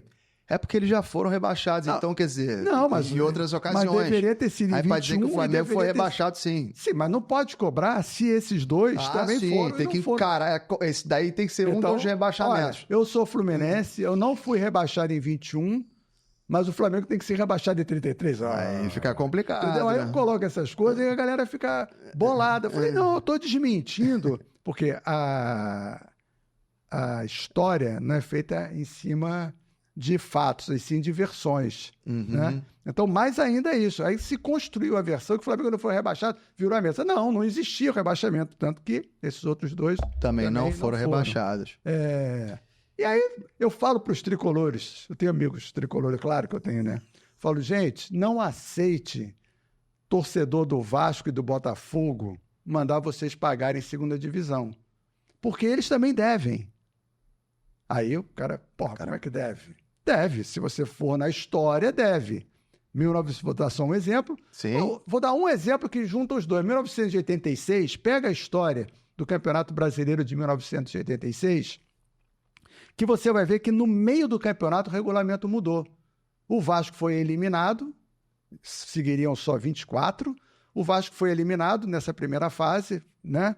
E aí surgiu uma história de um doping, do Joinville, alguma coisa assim, perda de ponto e tal, aí volta aqui, volta dali, 32. E aí nesses 8 que voltaram para o campeonato, o Vasco voltou. Mas no regulamento original, ele já teria ficado de fora, então não disputaria a primeira divisão no ano seguinte. Só esses 24 que disputariam. Então, já houve a virada de mesa. O Vasco não tem culpa. Eu não estou dizendo que o Vasco tem culpa. Como digo que quando o Fluminense teve aquela virada de mesa do champanhe e que depois teve a história que pulou da Série C para a Série A, né? O Fluminense não tem culpa. Eu sou bem evidente nessa história. Quem fez o regulamento não foi o Fluminense. Exatamente. Quem fez o subir de 24 para 32 não foi o Vasco nem os outros 7. Foi a organização que foi esculhambada, né? Mas, pela provocação, pela ironia, você pode falar esse tipo de coisa. Retrucar, né? E no final do campeonato de 86, o rebaixado foi o Botafogo. O Botafogo ficou fora. Ia disputar a segunda divisão em 87. Aí veio a tal da Copa União. Veio a tal da Copa União que o Flamengo... mudaram o regulamento depois... E aí o Flamengo foi campeão. Módulo amarelo, módulo verde, o Flamengo ganha. Se você fizer a busca lá, vai ver. Outro dia até... tô aqui, ó. Aqui eu não consigo mostrar para você. Mas eu peguei até essa situação porque eu descobri no Jornal dos Esportes que, na época, deram a classificação. Aqui, ó. Vou mostrar para você aqui, ó. O que está escrito aí? Módulos verde e amarelo já tem classificação definitiva. Definitiva. Então, por quê? Naquela época, o CND era o órgão máximo, né? Mas, tá aqui, ó. O Departamento de Futebol da CBF divulgou a classificação final dos módulos verde e amarelo com a indefinição em relação ao vencedor do troféu Roberto Gomes Pedrosa, que era o módulo amarelo, uma vez que Sport e Guarani não concluíram a cobrança de pênaltis. Isso foi surreal. Isso é uma esculhambação. Aí você quer me dizer que o Sport é campeão brasileiro? Se nem isso, não sou eu que estou dizendo, não. Isso aqui é o Jornal dos Esportes de 1987. Então é notícia, por isso que eu digo assim, eu não falo de onda, eu falo notícia. Aí vem assim, a classificação oficial do módulo verde, segundo a CBF, foi Flamengo, Internacional, Atlético Mineiro, Cruzeiro, Grêmio, São Paulo, Fluminense, blá, blá, blá. No amarelo, a colocação das equipes é essa. Primeiro, Sport e Guarani. Terceiro, Atlético Paranaense. Quarto, Bangu. Quinto, Criciúma. E o quadrangular? Entendeu? Aí depois... se recusou a jogar? Se recusou a jogar. Entendeu? Então isso é notícia. Eu não estou inventando a história. Tá aí. O módulo amarelo não foi definido. Como é que você vai dar o título? Eu digo assim, o Flamengo é campeão brasileiro de 87 e o Sport também é. Não tem como tirar o título do Sport. Muito mas o embora Flamengo tenham colocado no meio do campeonato a regra lá, mas ok. Mas ganhou, né? Mas o Flamengo também é, só que esse também o Sport não aceita. E não aceita na justiça comum, porque a CBF já reconheceu e, de novo, o Sport entrou na justiça bancando isso na justiça comum e não aceitou. Eu não entendo por que na justiça comum, esse título até hoje é mantido dessa forma. Porque diz a FIFA lá que quem entra na justiça comum tem que ser banido. Né? Tem uma punição. A legislação naquela época era outra, ok. Mas... Então acabou que 87 salvou Vasco e Botafogo. Vasco e Botafogo. E aí esses torcedores de Vasco e Botafogo vêm dizer que não é campeonato brasileiro. Exatamente. Se não fosse, eles estariam na Série B. Exatamente. E aí, voltando um pouquinho mais... E aí os caras ficam aborrecidos comigo, entendeu? Porque isso é fato. Não estou inventando. Tá aí, né? Tá na história. Revelando. Aí, então, o torcedor do Fluminense, não deixe... não deixe... zoarem você. Cobra deles também. Até porque quando você faz essas postagens, tá aí, ó. Tá aí. Tá aqui, isso aí não é... Isso aí não é dado. Tá aqui. Isso aí não é um meme. E outra coisa aqui, ó. Para o Clube dos 13, aí vem uma declaração do Eurico Miranda. O presidente do Clube dos 13, Miguel Aidar, que é do São Paulo, garantiu que o Flamengo é o verdadeiro campeão brasileiro de 87. Diz ele aqui. E tem declaração do Eurico chancelando isso. Sim, exatamente. Depois é que parece que ele rateou lá para assinar esse confronto, né? Esse cruzamento, melhor dizendo. Tá tudo aqui. Não tem história, tá... E tem outra situação aqui que você até começou a falar, mas depois a gente já pulou para 86, 87, que é o de 84. Quer dizer, o Vasco, na verdade... Entrou de convidado. Entrou de convidado. 83 e 84. 83 foi o Santos. Tanto que em São Paulo, o Santos não tinha sido rebaixado até o ano passado, né? Mas os torcedores lá de São Paulo, e principalmente de Santos, quem torce pela Portuguesa Santista e tal, sempre provocou o torcedor do Santos, o Santista, dizendo que não, que o Santos já tinha virado a mesa em 83 e tal. Então, isso lá em São Paulo, essa memória é mais fresca. Aqui no Rio, não. Mas em 84, a classificação para o Campeonato Brasileiro se dava de acordo com o Campeonato Estadual. E o Vasco não entrou entre os 6. Ele ficou de fora, ele deveria ter jogado a Série B.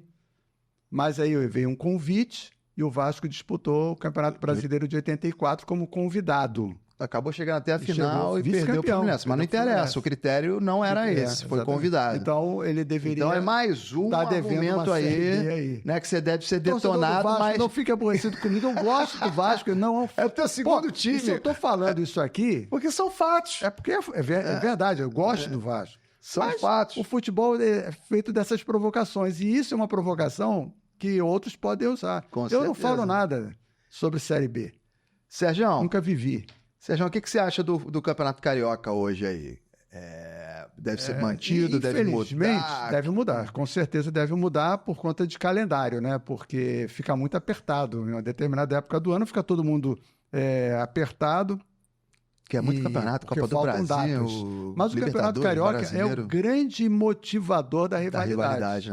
Né? Não há dúvida sobre isso. Eu não gosto, e agora a Copa do Nordeste está nesse regulamento também, e o Campeonato Paulista. Eu não gosto do formato do Campeonato Paulista, que um grupo da Série A enfrenta o time do Grupo A, enfrenta os do Grupo B, C e D. E aí eu sempre brinquei com isso. Falei, se o Grupo D perder todos os jogos dos times da Série B, A, B e C, mesmo assim 2 vão para a fase seguinte, porque o regulamento diz isso, vão 2. Então, mesmo que eu tenha 0 ponto, eu vou, né? Porque o regulamento diz isso. Uhum. Eu não tenho cruzamento interno. Na Copa do Brasil está assim, Grupo A e Grupo B. Aí o Náutico, que é o 4º colocado do Grupo B, que vai enfrentar alguém do Grupo A, o Náutico tem menos ponto que o último colocado do Grupo A. Mesmo assim, ele vai para a semifinal, para a fase seguinte. Então, entendeu? O cruzamento, sendo com outro grupo, faz com que haja essa desigualdade, essa coisa absurda. Eu já acho que o Campeonato Carioca tem que partir para isso.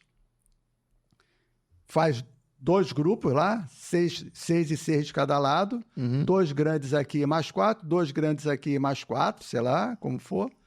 Bota todo mundo para jogar internamente, são menos jogos, e já sai para a semifinal 2 e 2 e acabou. Ou seja, uma coisa mais enxuta. Uma coisa mais enxuta. Ou promove o campeonato desde outubro, todo mundo jogando. Acaba com essa história de Série A, Série B no estadual, vai jogando. Saem 4, esses 4 pegam os 4, faz um mata-mata, tal, pum, acabou. Porque senão o calendário fica muito inchado. Esse negócio aqui, para mim, que me mexo muito, eu gosto do microfone aqui. Mas fica muito inchado, né? Porque é Copa do Brasil, Campeonato Brasileiro, Libertadores. Eu entendo que... Chega no final do ano, para jogar um Mundial, você já está esgotado. Se não tiver data, né? Eu entendo que, para muitas federações, o campeonato estadual é o mais importante. Né? A gente está falando de Rio de Janeiro e São Paulo, que os times estão na Série A do Brasileirão, tem esses compromissos, Libertadores e tal. Também, agora, tem muito estado que os times jogam só o estadual. Isso, né? Só teriam e aí isso. você tem toda a questão de mercado de trabalho, de todos os profissionais entretenimento entretenimento. Então, eu acho que tem que preservar os campeonatos estaduais. Entendi. Mas em alguns, infelizmente, tem que modificar. E por falar em campeonato estadual, em especial o Carioca, qual é a expectativa dos times cariocas para o ano de 2024? Não vamos falar de Carioca, não. Vamos falar do Campeonato Carioca, não. Vamos falar do ano. Libertadores, até porque... Né? Esse ano, depois, já não sei depois de quanto tempo. Tem 3. 3 representantes do Rio na Copa Libertadores da América, que foi vencida as 2 últimas edições por 2 cariocas, Fluminense e Flamengo. Não é Palmeiras, né? Não. 2022 Flamengo, Flamengo 22, Fluminense. Olha aí. Então, quer dizer, agora é o fogão ou... Não, infelizmente não. Então, essa seletiva que houve, essas 3 primeiras fases, infelizmente... o Bragantino ficou de fora. Porque o Bragantino é melhor do que muito time que vai disputar a fase de grupos, né? Então, eu acho que vai dar um brasileiro de novo, se bobear, vai dar uma final entre brasileiros, porque é uma disparidade. Se você vai me perguntar, quem são os favoritos? É isso que eu ia te perguntar. É muito difícil você indicar favoritismo. Vamos falar do Botafogo ano passado, do Campeonato Brasileiro. Estava nadando de braçada. Fez e acabou caindo depois. Nessas competições que exigem uma regularidade maior, como tipo o Campeonato Brasileiro, qualquer tropecinho assim pode desandar, né, o caldo. que aconteceu lá com o Botafogo. Mas, por outro lado, em competições de mata-mata, basta um jogo ruim. Foi o caso do Palmeiras, que foi eliminado, Flamengo, que foi eliminado, e isso, desculpa os tricolores, facilitou o trabalho, o caminho do Fluminense, que pegou só o Internacional e depois um Boca Juniors fraco, por isso que eu acho que não chega... aliás, foi o Boca que eliminou o Palmeiras, né? Foi. Chegou na final um time que não venceu, só empatando. Não, o Fluminense teve todos os méritos, mas o que o Ener Valencia fez ali também... Exatamente.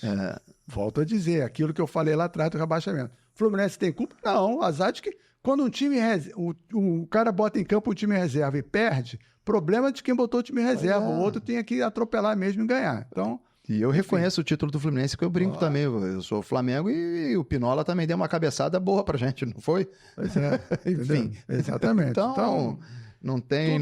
Todo título tem o seu merecimento. Exatamente. Mas desse ano, não tem como negar que Flamengo e Palmeiras saem à frente, né, nessa disputa do título de novo, mas um tropeço assim num jogo só pode mudar toda essa história. O Flamengo agora vai jogar na altitude. Sim.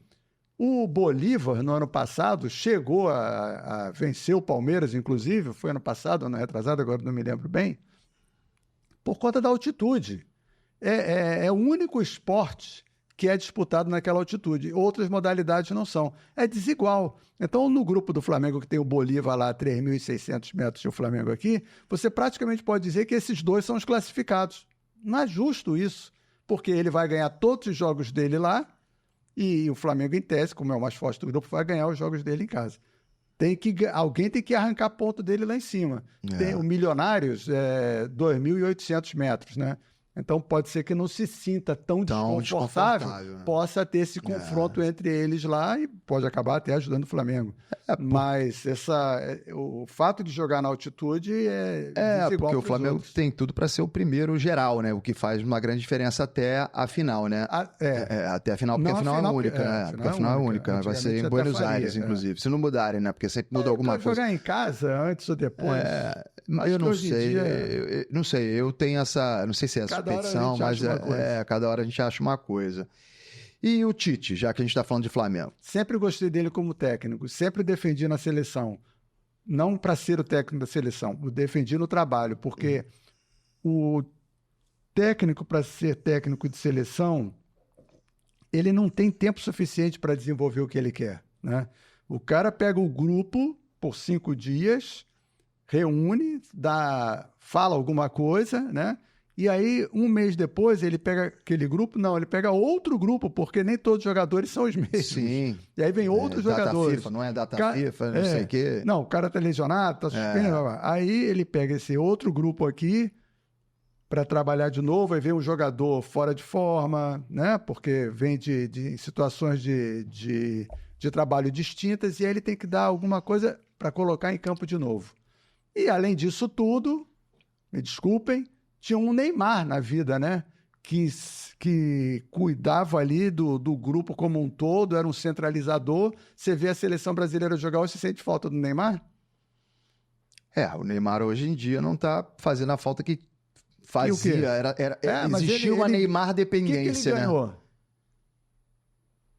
Copa das Confederações. Ganhou as Olimpíadas. A Olimpíada que só mas deu valor uma Neymar dependência, né? Então, assim, o Neymar é um Eu acho até que seria positivo para ele. Ele vê que que a seleção não depende dele. Então, né? O Neymar é um grande jogador, não estou dizendo que não, gente. Pelo amor de Deus. Claro que é um bom jogador. Mas tem tempo que ele deixou de ser um jogador. Na hora que o Neymar abre mão de jogar o Campeonato Espanhol para ir para a França, ali ele já demonstrou que o objetivo dele era outro.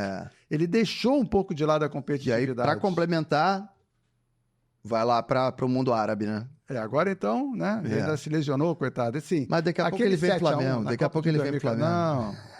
Quer não? Quero não. Aquela Copa de 2014 poderia ter feito uma outra história do Neymar. Ele se machucou, ficou fora, o Brasil perdeu de 7-1. Claro, ali ele estava super bem, poderia ter construído outra história. Mas depois dali também... Então, acho que já passou. O Neymar... Você sente falta do Gerson no Flamengo? Não tô sentindo. Pô, entendeu? Não tô sentindo. Então, às vezes, as coisas acontecem por alguma coisa de Como cima. o próprio Ribas em 2019, cara, aquela contusão Que ele se dele machucou, contra o Emelec. saiu e a Cara, bicha- pra mim foi fundamental. Cara, eu gosto do Ribas, tem espírito de liderança, mas naquele time ali ele não tinha vaga, não. Pois é. E aquela contusão ali, cara, ela veio a calhar. E terminou com requinte de filme hollywoodiano, né? Exato. Que ele entrando e lançando a bola. O enfim. Gerson é bom jogador, mas não naquela função que o Tite estava colocando. E se ele não tivesse se contundido, o De La Cruz não estaria jogando onde está. Pois é, cara. O futebol acontecem coisas assim. Agora, já Como que você diria o Benjamin Wright, tem uma caixinha de surpresa. já que você falou do 7-1, tipo assim, você acha que se o Neymar tivesse em campo, o jogo teria sido 7-1? Sei lá, podia ter sido 7-0. Não, eu acho que não. Não, Eu acho que o Brasil perderia, mas 7-1 acho que não, porque quando sai, né, o principal jogador, você meio que estimula o time você estimula o time aí, né? Não, pra dentro, e o né? outro também se sente prejudicado. Enfim. E a gente tá falando aqui, Enfraquecido. você falou desse curto tempo, né, do treinador, então você é a favor. Então, aí eu do defendi Tite. sempre o Tite nesse sentido, né? Porque ele já tinha dado mostra de ser um bom treinador como num clube. E aí ele veio no Flamengo e está mostrando Ele isso. tá mostrando isso, né? E Agora eu tô na torcida do Dorival. O Dorival recuperou isso um que eu ia te espírito perguntar. de seleção.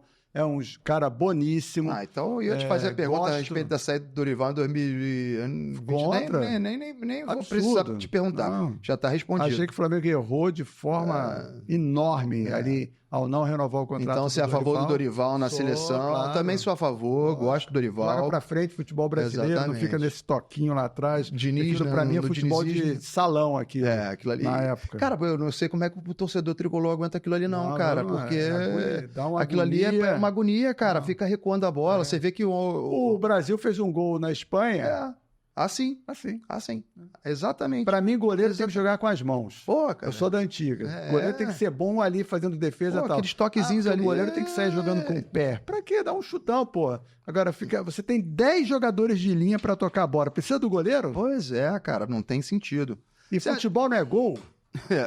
Então não adianta eu ficar aqui, tocando bola aqui e fazendo lançamento longo para eventualmente chegar. Não. Pois E o time do Fluminense tem bons jogadores que fazem essa troca para frente com velocidade. Poderia usufruir muito mais. Pô, o Arias é um craque de bola, né? Aí fica ali. Toquezinho. Não adianta ter a Dá posse certo, ali. não. Ah, ganhou a Libertadores, ganhou a Recopa, ganhou, mas ganhou o estadual, ganhou, mas não me convence. É complicado mesmo. Sérgio, estamos entrando na nossa reta final, infelizmente, porque o papo tá maravilhoso, incrível, muito instrutivo, né? Instrutivo, porque tudo isso que você posta são fatos. São agora fatos. a gente está Eu não falando... boto mentira. Exatamente. Então a gente agora está transformando isso aí que é postado em palavras aqui no nosso podcast, no Segue o Papo.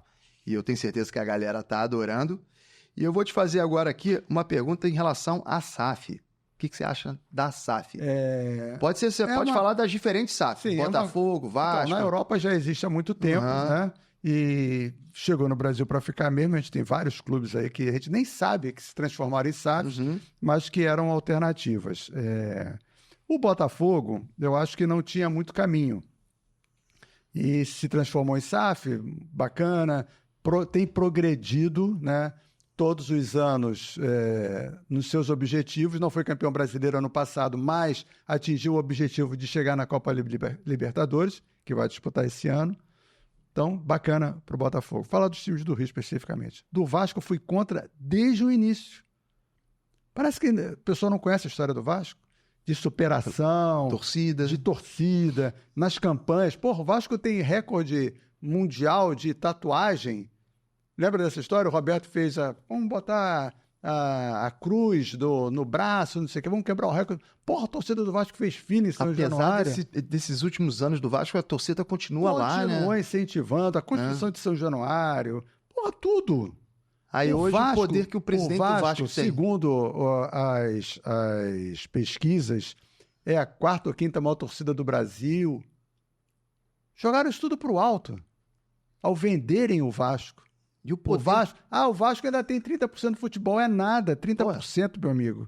você não tem nenhum poder de decisão. Eu li recentemente em um post de um influencer do Vasco que o Pedrinho, presidente da associação agora, né, clube associativo, não pode ir no vestiário, não pode ir no CT do Vasco. Isso é isso? absurdo, cara. Isso é um absurdo, entendeu?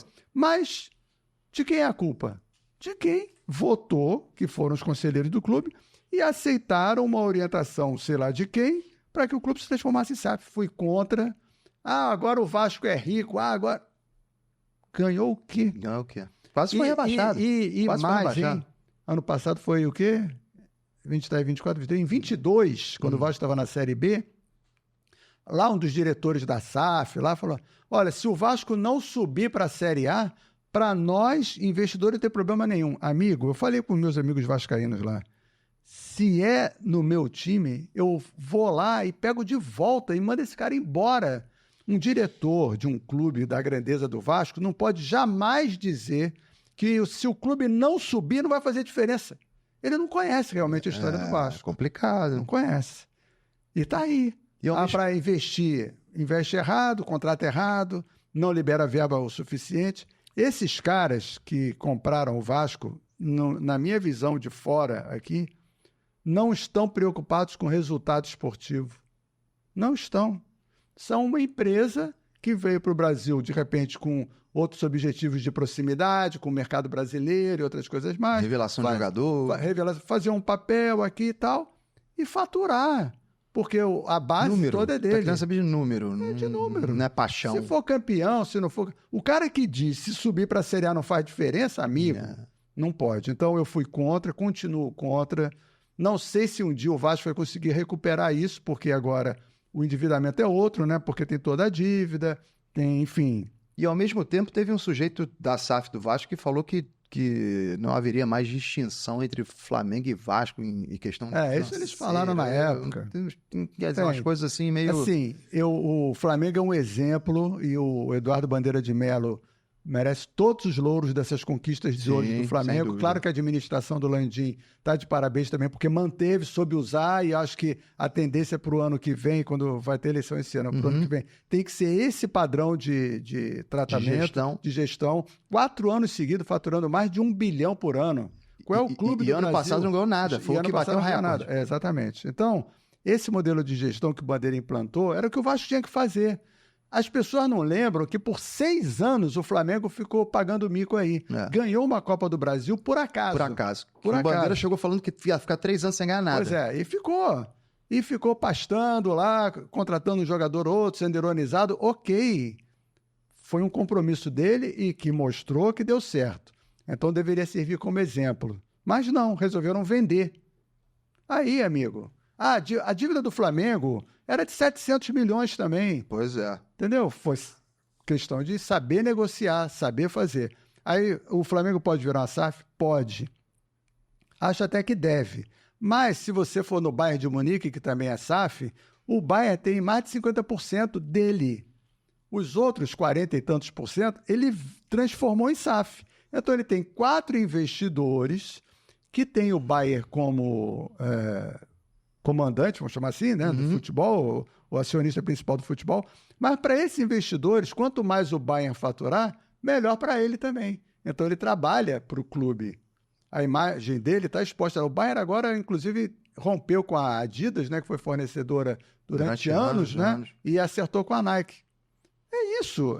Então o Flamengo pode ser uma SAF, sim, com 4 investidores fortes junto a ele. Mas o Flamengo tendo o poder de decisão. A autonomia do futebol sendo do clube. Entendi. Então, o Vasco podia ter feito isso. Então, basicamente, você é contra a SAF do Vasco, porque o Vasco tem 30%.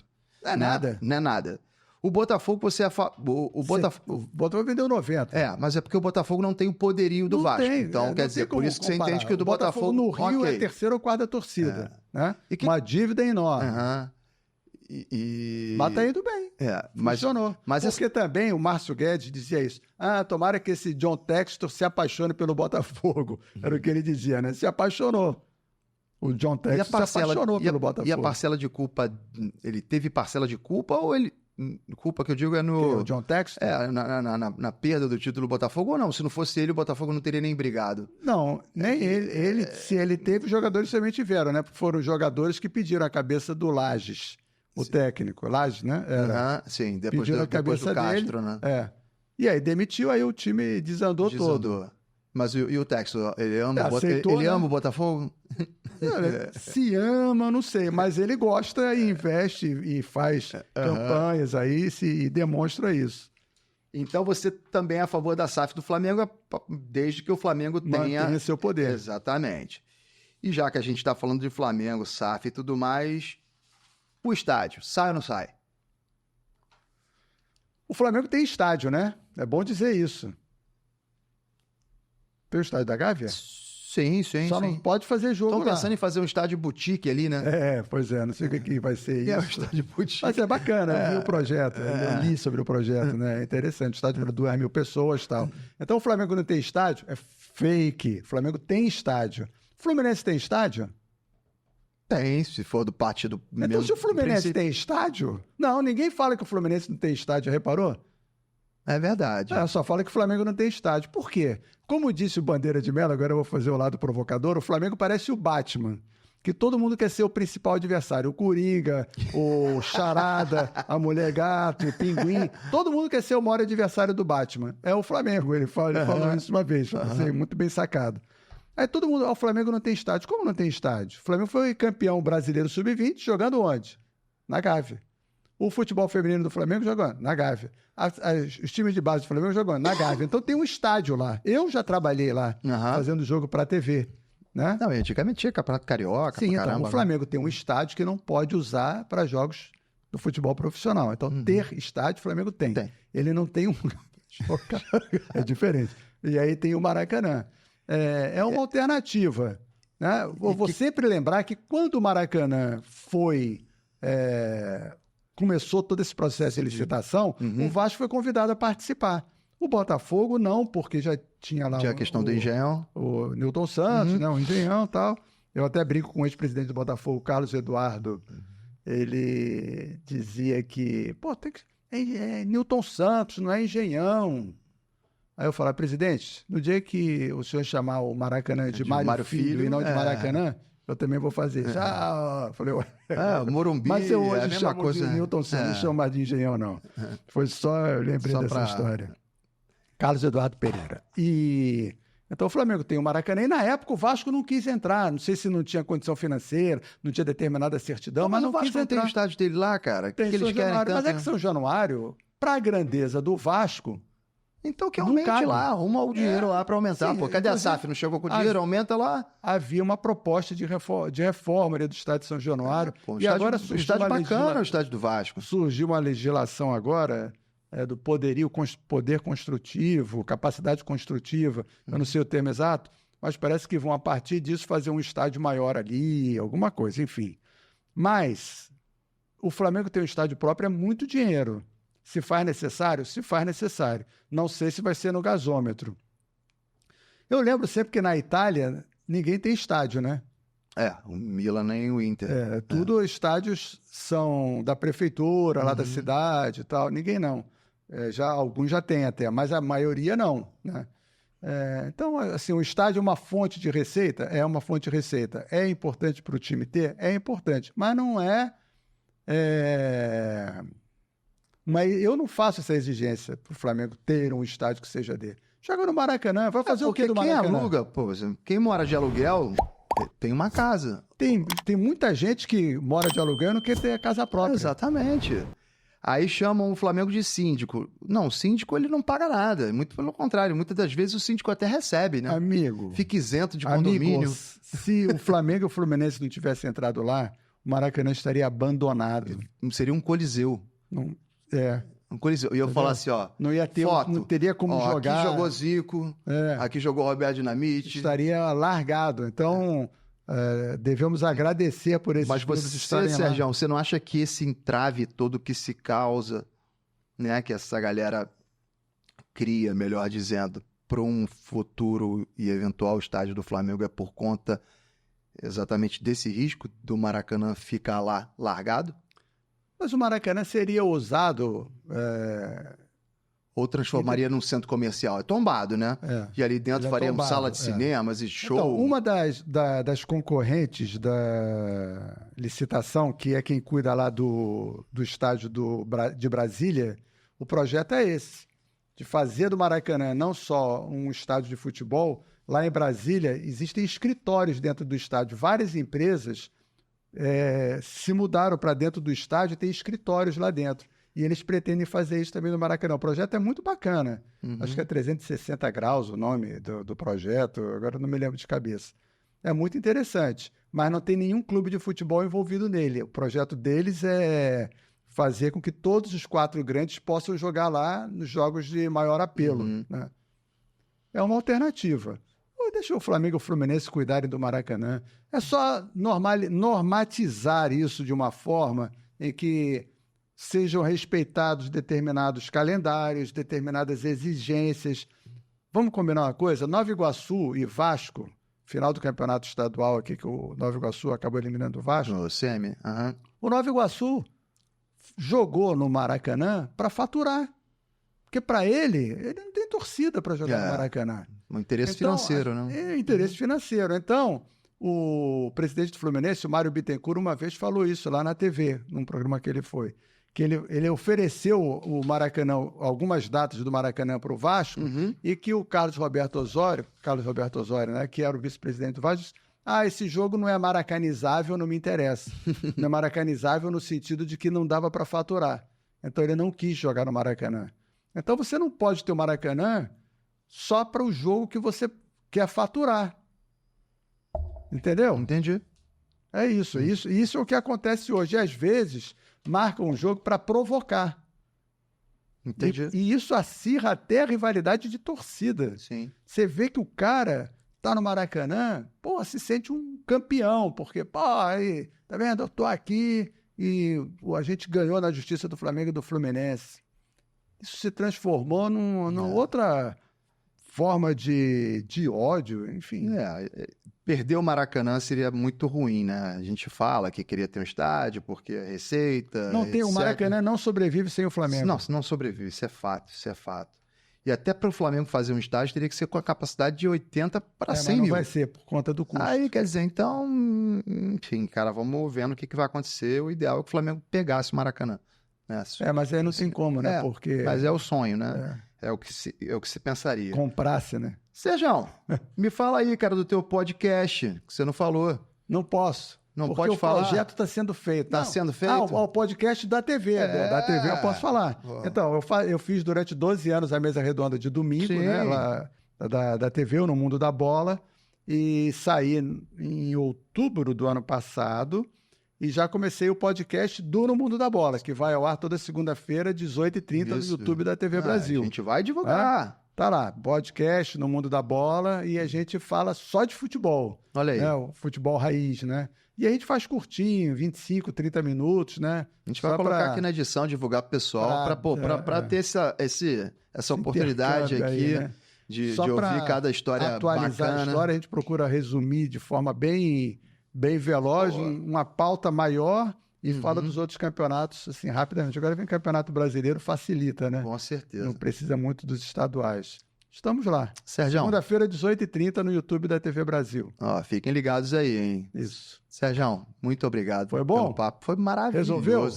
Sensacional. Obrigado. Espetacular. O papo seguiu, acho que seguiu, né? Segue o papo. Se quiser se despedir da galera aí, fica à vontade. Gente, então tá, Rodrigo, quero agradecer. Eu quase nem olhei para a câmera, né? Porque a gente acaba aprendendo que não deve muito olhar para a câmera quando está nessa situação, né? Mas obrigado aí pela presença, pela companhia. Sigam sempre o papo por aqui. Espero tê-los agradado e não se sintam ofendidos de forma alguma, porque se o futebol não houvesse a provocação, não existiria. A graça. Correto? A gente vai para... Vamos fazer esgrima, vamos fazer tênis de mesa, vamos natação, fazer vôlei, até vôlei. Não tem nenhum outro esporte. E claro, existem os apaixonados do basquete, do vôlei e tal, claro, né?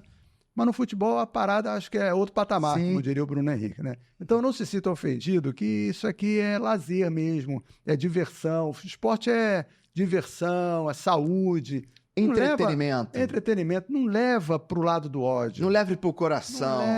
Não leva pro lado do ódio, porque isso não leva a lugar algum. As posturas nas redes sociais, às vezes, me deixam dar vontade de sair. Né? Porque o cara só... Mas isso aí é o outro. A grande maioria, com certeza, curte. Veja sempre com bons olhos, tenha sempre amor no coração, vamos chamar assim.